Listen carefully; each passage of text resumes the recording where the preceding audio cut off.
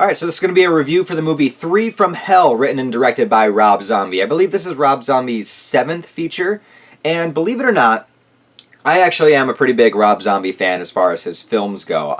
Actually, House of a Thousand Corpses was the very first one I saw. I actually had a friend in high school who was like super obsessed with Rob Zombie, his music and everything, and so he introduced me to that movie, and I thought it was super fucked up and weird, and I was kind of the perfect age for it. I think I was like 14 or something, so, you know, that kind of like edginess, you know, really kind of spoke to me, whether you want to call it that or not, I don't know. But then The Devil's Rejects came out, which was his next film in 2005, and I'll be 100% honest with you guys, The Devil's Rejects, the film, is my second favorite horror film of all time, and a lot of the times I really, really debate in my mind whether or not it's the first. My first is The Shining. I don't think it'll be dethroned, really, but The Devil's Rejects, I just somehow found that film to be very transcendent in a way, and I think it just kind of goes beyond. I don't even think Rob Zombie realized how good of a job he did with that movie. I find that movie to be absolutely fantastic. I think it's raw, it's gritty, and it really draws you in. The characters are magnetic, and the way it conflicts the audience with, you know, wanting to hate the main characters. The main protagonists are serial killers, obviously. So it makes you, you know, hate them for the things that they're doing, but then it also makes you like them because you see these slow, quiet moments of them as a family, because they are a family, of them hanging out together and having conversations and going to get ice cream and all these things. So you're in this kind of conflicted mindset of like, do you like these people or don't you? And it puts you in that position, and it lets you as the audience member decide whether or not, you know, you want to see them live in the end or not. And spoiler alert for The Devil's Rejects real quick, the ending of that movie is very finite.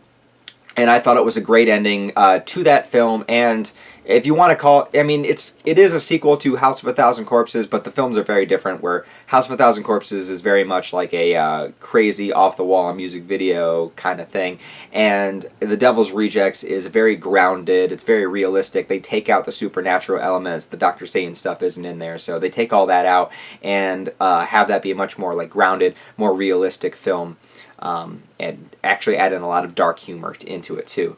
So, but The Devil's Rejects at the very end, all the characters are basically massacred. They're driving down the highway, there's a whole line of police officers stopping them, and they just riddle them with bullets, and that's the end of the movie, and it's done in a montage to the song Freebird, and it's actually really, really well done. It's a great sequence, and I love it. It's emotional, it's magnetic, and you know, it's a very great ending to that series. So when I heard he was making Three from Hell, another sequel to Devil's Rejects, this many years later, I mean, Devil's Rejects came out in 2005, so for me, I was very against the idea of this movie being made, just because I thought Devil's Rejects was such a fantastic film on its own, and it ended things virtually perfectly. I mean, you know, their house goes up in flames, all of the family members die, you know, it comes full circle, and so I didn't really get the idea of doing another one, other than the fact of, you know, just wanting to see the characters again, because, like I said, you gravitate towards them just because the actors pull off the characters so well, and they're so fascinating to watch,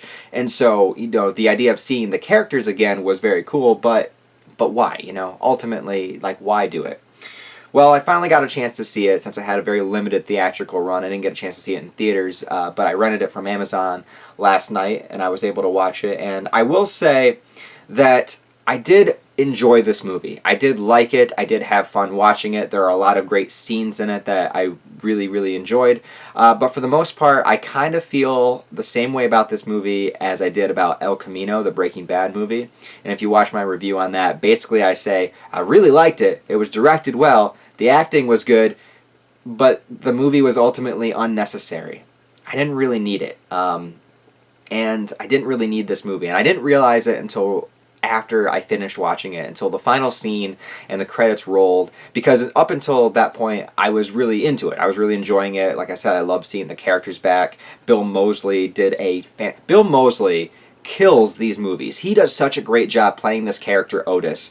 Just the way that this guy has like a philosophy of his own, and he feels like he is like Satan on earth, and, you know, loves murdering people and loves torturing people and loves doing whatever the hell he does with dead bodies. You know, that's thrown in there too.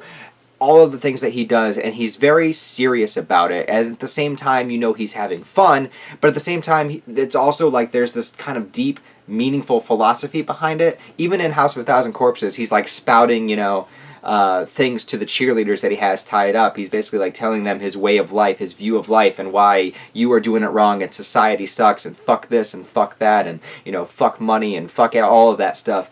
All of that's in there, and it's evolved to the point where he's older now. The character is older and the actor is older, and all of this is just behind his eyes, and he has this look that like you really believe Bill Moseley is a fucking serial killer. He has that intensity to him. But the premise of this movie kind of falls apart after a bit. And what I mean by that is when this movie begins, all three characters from The Devil's Rejects are in prison. They've all been incarcerated. They all somehow survived the bullet riddling that they got at the end of The Devil's Rejects. I'm not going to give any spoilers away in this review. I'm just talking about the first opening 10 minutes here. So it's not really a spoiler. But yeah, so they're all in prison, and I actually think this was a great setup for the movie. In fact, the first 10 minutes is kind of done like a documentary style, and I'm going to get into that in a second, the documentary style, and what I think that means, or what I think that could have meant. But just the idea of having these characters that had free reign in the last two movies now being in prison, and seeing how they deal with that, seeing how they handle being behind bars, seeing how they handle not being in control, going through this system, being able to talk to interviewers and people that have come to see them, basically, treating them like Charles Manson was treated when he was in prison, where all these people are kind of like obsessed with him on the outside, and they're like curious about how his mind works, and they want to interview him and figure out the things that he says and how he just says these off the wall, crazy, wacky things. Like go watch interviews with Charles Manson. It is a mind trip. It's very, very intriguing to watch. And that's kind of the vibe that you get out of the beginning of this movie. And I'm going to get to the Sid Haig stuff in a second, in case anyone's wondering about that. But I think this was a great concept for the movie. Not only the documentary style, but also what these characters would do behind bars, and how they would answer interviewer questions, or go through the court-like system and whatnot. So how does Otis Driftwood, the guy that just murders and has sex with dead bodies, how does he deal with the prison system, And this was such a great setup, but it doesn't stay here. And, there's this whole thing that's been going on for a decade or more now, longer than that, but just I feel like it's been more socially acceptable more recently, and that is just the obsession that everyday average people have with serial killers. Serial killer documentaries, serial killer movies and TV shows, people putting pictures of like Jeffrey Dahmer like on their clothing and whatnot, and like calling serial killers like sexy and wanting to bang them and shit like that. And this is a whole thing that happens.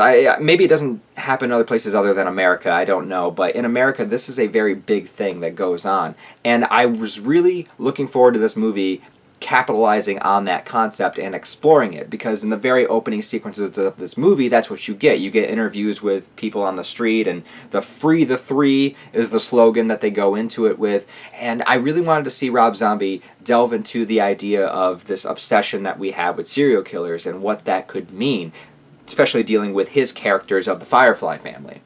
But that isn't where the movie goes. And I've always wondered that myself. I've always been very curious about that, because I know I mentioned the Charles Manson interview, which I do find very interesting. And I also, watched documentaries on like the Columbine kids and stuff like that. I found that stuff intriguing, but I'm not in any way sympathizing with the serial killers, nor do I find them attractive, or nor do I think they should be free and all of this stuff. And I feel like there's a lot of people out there that just have this great obsession with serial killers and just kind of promote it and treat these people like heroes, or like mythological figures, or like characters in a movie, even though they're real people. And it's kind of disturbing to me in a way where, imagine if like someone in your family or somebody was killed by a serial killer, and then you see somebody on social media posting pictures and memes of that serial killer and saying like how awesome and sexy they are. Like, that's really fucked up if you think about it. And the fact that these serial killers get all this fame and all this attention after death or after incarceration, and the fact that people are just so intrigued and obsessed with them, is a really scary thing, I think. I think it's more scary as society as a whole than it is the actual serial killers themselves, because what does that say that we see these people doing these horrible acts and murders and rapes and all these things, and we kind of put them on a pedestal and like parade them around like characters in a movie?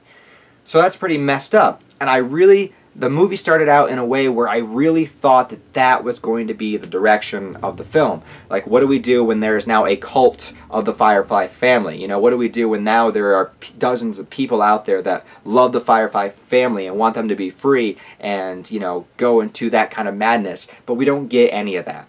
Unfortunately, that really is the beginning of the movie. That's the first 10-15 minutes, and then it delves into basically Devil's Rejects Part 2, doing everything Devil's Rejects did, the characters on the lam, running from the cops and going places and murdering people, except not doing it as well as the Devil's Rejects did. There's also a new character introduced, played by Richard Brake.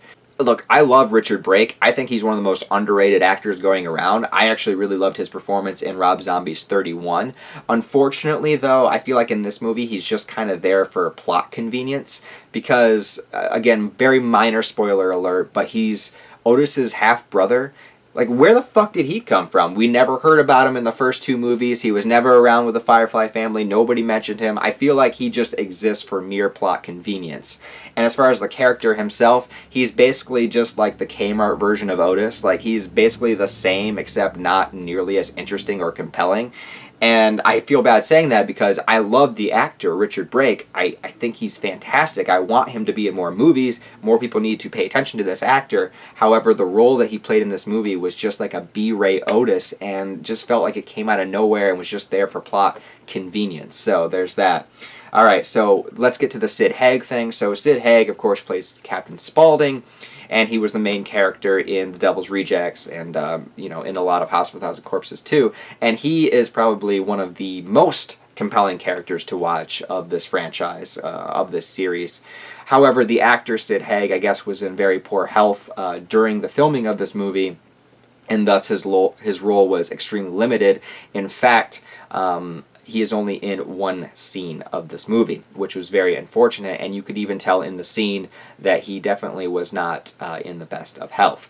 He still killed the scene, he still played the character well, felt like Captain Spaulding, felt like an older, aging Captain Spaulding, so it works. The scene is really, really good, but that's it. That is his only scene, and it's very unfortunate. And of course, the actor passed away not long after the movie was finished. So, very, very sad. So I believe this is his last performance on film.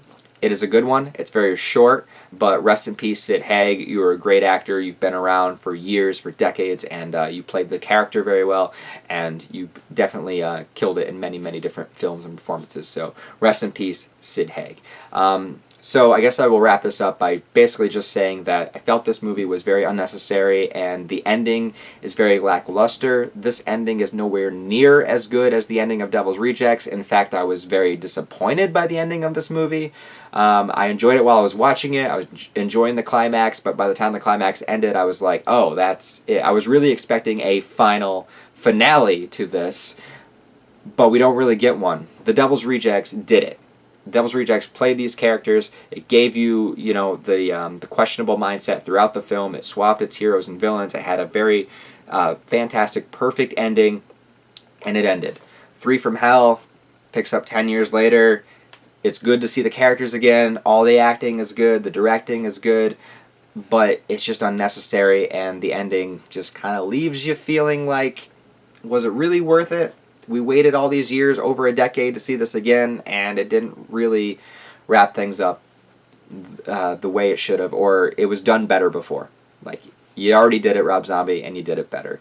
So, I don't know. Tell me what you guys think. Write some thoughts and comments about 3 from Hell down below if you've seen it. I am a big horror movie fan, and this is October, so, you know, I'm looking forward to watching more horror movies before the end of the month. So, again, let me know what you think. Give it a thumbs up. Subscribe if you guys want to. I'll talk to you next time.